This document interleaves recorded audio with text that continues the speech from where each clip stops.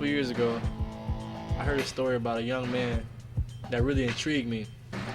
There was a young man that was a high school athlete, had everything going for himself. He led in football, he led in track, and he even led in wrestling. He had a full ride to go to the University of Florida because he was such an awesome athlete. And the story goes that this young man one day took a drive down Interstate I-275, him and 3 of his cousins.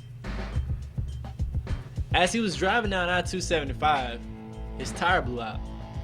And when his tire blew out, someone hit him from behind. The car hit him from behind and continued to go. This collision was so powerful that this young man's car went over the interstate. 25-foot drop. His cousins that were in the car were ejected from the car, and he found himself fighting for his life at the bottom. He collapsed both of his lungs, he dislocated his legs, and when the paramedics came to the scene, that young man, that athlete, that all-star, he was pronounced dead upon arrival. Well, a couple years ago, that young man was me. I'm Labrawn Saffold, and I was an athlete in high school, had a lot of things going for myself. I led in different sports, I kept my grades up, and I just knew for sure I was going to be a Gator because of all my accolades.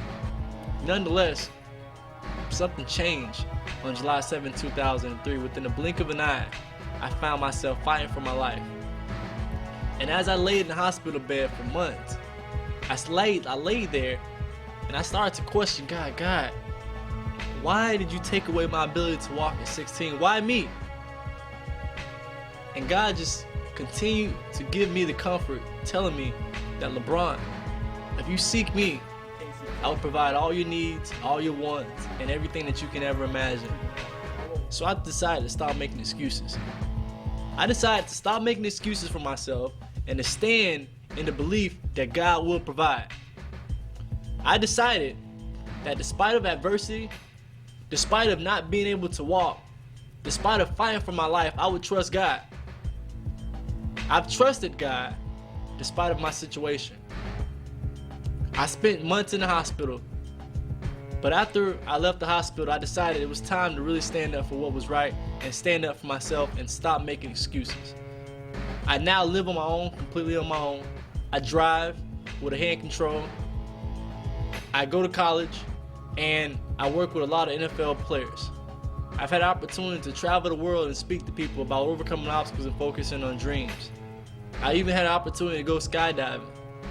I believe that if the dream is big enough, the facts don't matter. But I also believe that no matter how hard life seems, I will still conquer my dreams. Even when things seem to go wrong, I've kept my goals in sight because it's not like me to give up the fight. I've cried tears of pain, but I cannot keep sitting around in sorrow.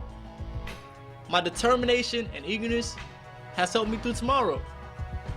Temporarily, life's doors, they shut in my face and they slowed down my pace. But rather than giving up hope, I've gained more pride. I've taken what I have and I continue in stride. My body's like a battery. It's just not fully rechargeable. But the longer the road is, the slower I have to go. Nothing will make me stop. And if I drop, I will pull myself to the finish. Most people know me for being tenacious. My character and personality has brought me through the rain. Now I see the rainbow, which symbolizes my life is not in vain. I can easily say what I can't do if I never try. Nevertheless, it is up to me to take what I have and to go far. I am now wise and I know how to improvise. With college in my path, there is knowledge I will have. I went from being a teenager to a man and I still stand.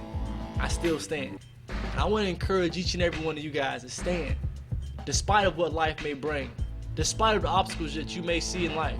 I want to provoke you guys right now to stop making excuses, because I've chose to stop making excuses, despite of being in a wheelchair. That's all I gotta say. I'm out.